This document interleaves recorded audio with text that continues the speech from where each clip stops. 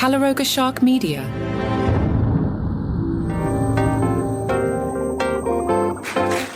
It's Monday the 13th, which feels like it should be a thing, but Monday the 13th is not a thing. Johnny Mac, and hello. This is your daily comedy news, a daily briefing on stand-up comedy, comedians, and the comedy industry. He said it's the algorithm loves.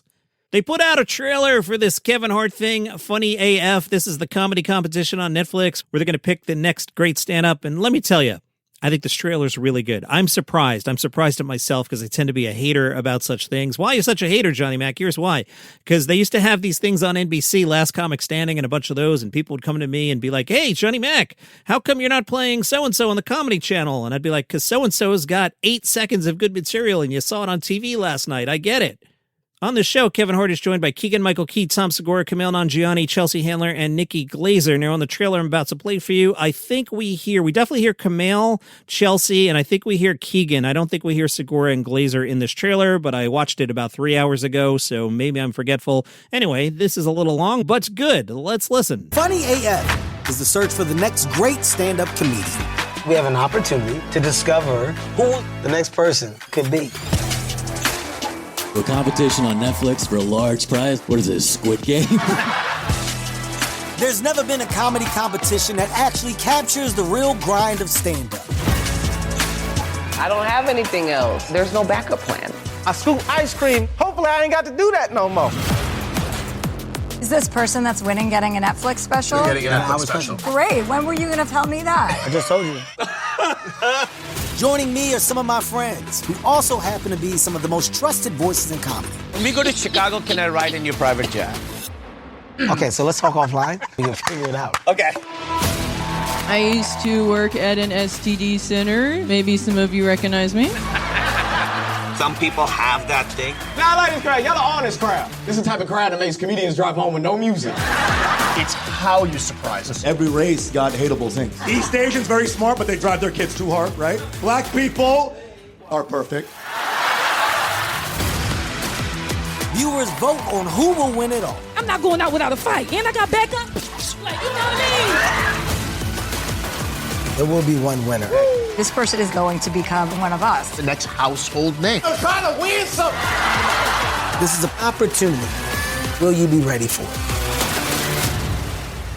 When you started talking, I was like, I don't think Kevin knows what he's going to say, but that was very inspiring. I mean, I wouldn't say it was inspiring. Well, like, I have actually thought about this. Yeah, well, guys, you know it's my show. Kevin Hart, joined by Keegan-Michael Key, Tom Segura, Camille Nanjiani, Chelsea Handler, and Nikki Glaser. They will be special guest judges. The series premieres April 20th. New episodes released over the course of 3 weeks. The semifinal and finale live on Netflix at 9 Eastern, May 4th and 5th. Viewers around the world will be able to vote in real time during the live shows for their favorite stand-up comedian. And the winner will be announced live on the 5th, which means Johnny Mac's going to have to work nighttime, and he doesn't like that. There are a lot of contestants here. Let's see. You're not going to know these names. I'm not going to read off 50 names. But out of New York City, we got a guy from Queens, 2 guys from Queens. Wait, Leonard Ouzts is on this thing? Leonard's been around for 20 years. Leonard's really good, but this... Oh, wait, Caitlin... wait, hold on. I got to back up. I got to read this now. I was scrolling down at names that I didn't recognize, but Caitlin Peluffo's been around. Leonard Ouzts has been around for 20 years, at least. And Osama Sadiq out of Brooklyn has been around. There's some of your New York contestants. Now, my New York snobbery is coming out because the Queens people are like, we're from Queens. The Brooklyn people are saying, we're from Brooklyn. And some people are saying, I'm from New York City, New York, which means you're not a real New Yorker. You're a transplant living in Manhattan, because Leonard Ouzts says he's from Harlem, New York. Now, if you don't know the geography, he could have just said, I'm from New York, New York, or Manhattan as well. But he said Harlem, which is very specific and tells me something about Leonard Ouzts, who I'm going to root for because I find him really funny. We have L.A. contestants. Let me see here if I recognize any names. Nope. Chicago. And what's interesting is under the Chicago contestants, we seem to have leftovers. See, all the New York people are from New York or New Jersey in the New York suburbs. The L.A. people are all from L.A. And then there's the Chicago contestants, which include people from Brooklyn, New York, and Atlanta, Georgia, and Austin, Texas. And so it seems like Chicago is the catch-all, which is weird because Chicago is a great comedy city. In New York City tonight, it's the Garden of Dreams at Radio City Music Hall. Headliners include John Oliver, the New York Times favorite political commentator Andrew Schultz, also Ronnie Chang, Zarna Garg back from the Riyadh Comedy Festival, Josh Johnson, and Eliza Schlesinger. Steve Schirripa, a friend of mine. Worked with him. Been in his car. He is the events host. Love Steve. Chris has been encouraging me to tell more stories. All right, so here we are. We're in Las Vegas. We're out there. We're doing the Wise Guy show. I don't remember why. I wind up in Steve Schirripa's car. I don't know if he's driving me back to the hotel or we had to go to his, whatever. He's driving and I'm riding shotgun. And I will never forget this. And I have told this to people over the years. Steve, I hope I'm not telling a story out of school here, but it's been 20 years. You'll be okay. And Steve goes, Johnny, people think I'm rich. And don't get me wrong. When we do the show, meaning The Sopranos, I'm paid really well. Then we make 10 of them. And then I sit around for 2 years. And I went, interesting. Good guy. Really, really good guy. Steve Schirripa, in a press release, said the Garden of Dreams Foundation has impacted the lives of hundreds of thousands of young people and their families in the tri-state area over the last 20 years, and it's incredible events like Garden of Laughs that help make that possible.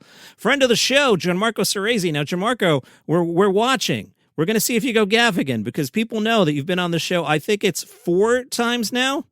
We got to see at some point. I'm going to be on this very podcast in my basement going, I can't get Gianmarco on the show anymore. And that's how we'll know he has made it. But so far, cool guy, still comes on. And good news for a friend of the show, Gianmarco Soresi. The downside, his weekly podcast is moving to Vox Media's podcast network. Now, why that's good news? I mean, you and I don't care, but it means he's going to make a lot more money. The Vox people, they have big podcasts that make money.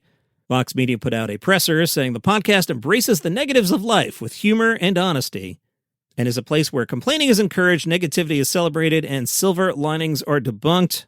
Vox Media takes over sales, marketing, and distribution for the podcast.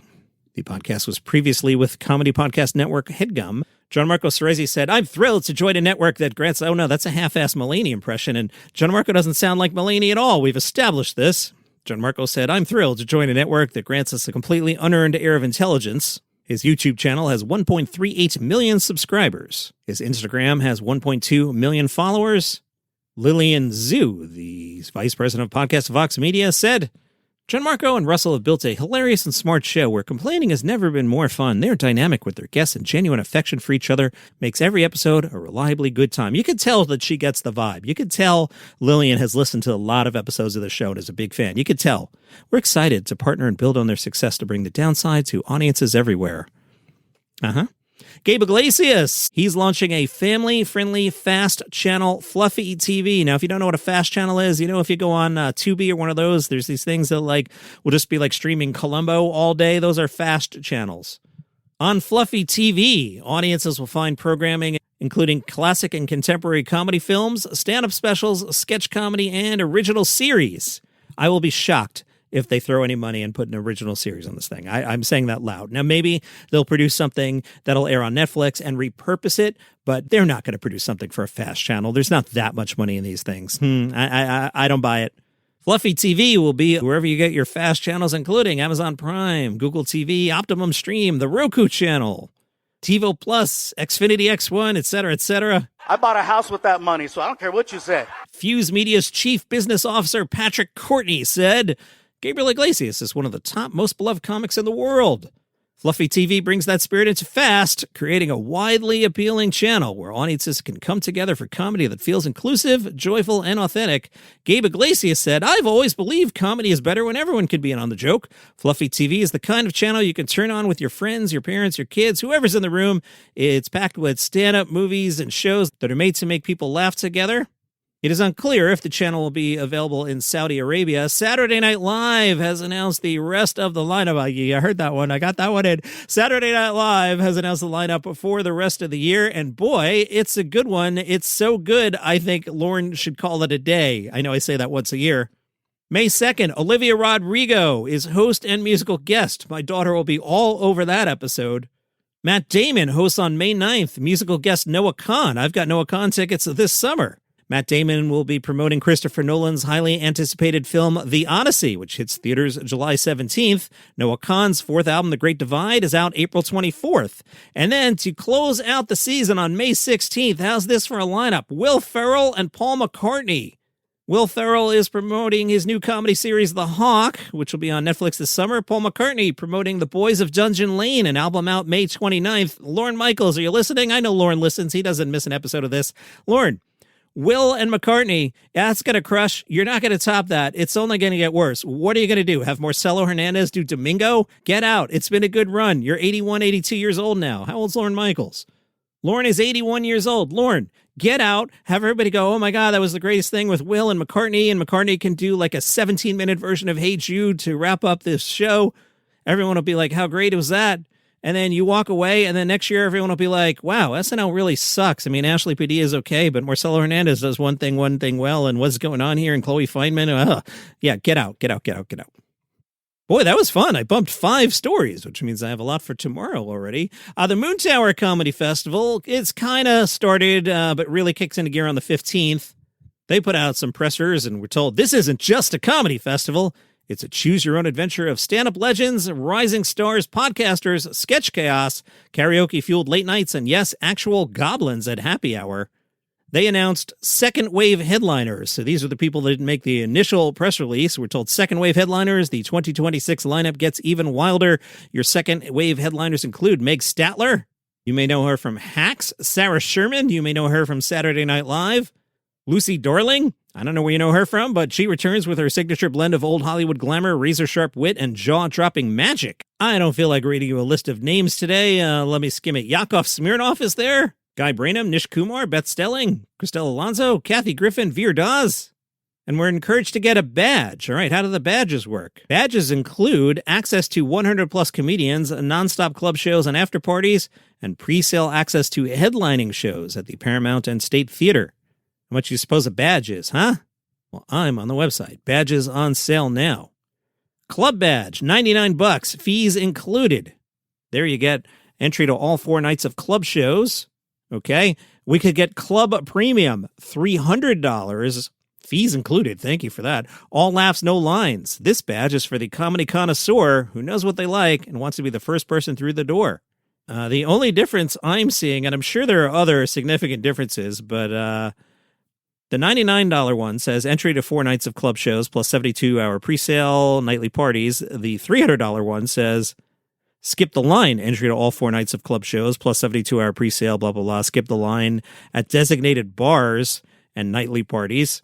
I'll wait online, thanks. Why don't we get the full moon badge? That's $1,500, and yes, the fees are included. I mean, they're not going to rip you off. They'll include the fees. The full moon badge, of course, is the ultimate comedy experience, and it's limited quality. They're not going to just sell as many of these as they can. They cap it. And the limited quality badge, I'm punchy today, the limited quality badge includes all the benefits of the Club Premium badge. You know, that's the one where you skip the lines. Plus, it includes your choice of 10 Paramount and State shows from April 7th through the 19th with guaranteed seating in the first 3 rows, which, if you're a comedy connoisseur, you don't actually want. You don't want to be right in the front. Now, I have bad news for you. I lied. I just see here it's sold out. My apologies to the Moontower Comedy Festival people. Clearly, they will cap this and not sell as many as they can. There's also a daily wristband for $50 plus fees. Why does this one have plus fees? Everything else didn't include the fees. This one, F you, you're paying the fees, cheapo. You're only free for 1 night. Well, join us in the club with a daily wristband. You get access to 1 night of shows and parties. Pre-sale access not included. I don't know how much the fees are. I'm going to buy one. Well, I'm not actually going to buy one. We're going to pretend to buy one. All right, what do I do here? I'm clicking. Let's buy one for Wednesday nights. It's loading very slowly. Now we're told wristband $60, fees included. So there's $10 of fees, which makes me wonder, what's the $10 in fees including, huh? That is the Moontower Festival. We'll talk about that later in the week. Want to check in on Melbourne? Yeah, because I pulled a clip. Here is Stephen K. Amos. I have made some minor edits here because he said some F-bombs. I know I've been letting more curses through lately, and I was thinking about this at the National Donuts chain. I think society has changed. The younger people, they can't get through a sentence without cursing. And, I try and keep the show, quote unquote, clean or like match game clean or naughty clean, if you know what I mean. But I don't like the out and out F-bombs. But we've been letting some S words through and a couple other words that in the past I wouldn't have let through because it's the way people speak. If I can take it out and not change the gist of what's being said, I usually do. But sometimes I can't. But I don't want to do the F-bomb. So here's Stephen K. Amos, minor edits for F-bombs. I do like Stephen a lot. Thank you so very much. Lovely to be here. I was actually in Australia a year ago, which is approximately 4 British prime ministers ago. because that is indeed how we now calculate time in the United Kingdom. I used to come here and take the piss out of you guys for your revolving door of prime ministers. But in the UK, we've gone, what a good idea. Let's take that home. And one of our prime ministers was somebody by the name of Liz Truss. You may have heard, yeah? Now, Liz Truss was in office for a month. And you may not have heard this, but apparently Liz Truss was the person who killed the Queen. Oh, did you not know? Yes, the last pictures of Her Majesty was meeting the then Prime Minister, and the picture of the Majesty was like that. Now, in my job, I've also been fortunate to meet Her late Majesty. I did a big show in the United Kingdom, and I said, my kind of comedy, they go for that? They said, yes, you'll be fine. However, you'll meet the Queen afterwards, and there's protocol. I said, what's the protocol? They said, don't look her in the eye, speak only if she speaks to you, and above all, you have to bow. I was like, what? Me bow for another living human being? No way! In my eyes, all men are equal. I was going to stand my ground. We finish the show. I'm in the lineup with all the other performers. I'll see the Queen. Folks, as soon as she gets in front of me, my knees went. I bowed like a bitch. Hello, thank you for everything. Thank you for saving my people. I was this close to licking the back of her head and putting it on an envelope. Stamp. Coming up at noon Eastern, it is Comedy Survivor. We were down to Nikki Glaser, Sarah Silverman, and John Mulaney. The listeners have voted one of those three people off Comedy Island, and at noon Eastern today, I will reveal to you who's out, which means we're down to the final two, which means we're down to the last week of Comedy Survivor. So you can't vote quite yet. Well, maybe you can. I don't know when you're listening to this. In theory, it's not yet noon Eastern on Monday yet, and you can't. But if it's after noon Eastern on Monday, you can. You'll go to the Facebook group, Daily Comedy News Podcast Group. You'll see a drawing there of me and whoever was voted off, and then everybody's voting. And it should be a big week for votes. Voting will continue until end of day Thursday, and we'll find out who is the winner of Comedy Survivor. But we first have to do the bonus episode, which is coming up at noon Eastern today. Comedy Survivor. Meet you back here in a little bit.